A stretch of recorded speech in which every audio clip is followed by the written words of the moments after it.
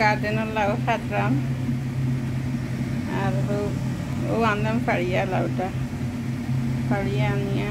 garden থেকে আর হলো কাটলাম এবার চিকেনের মাঝে দিব চিকেন কারি বানাইব দিয়া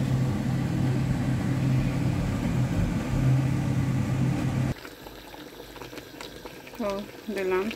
লাউ এড করলাম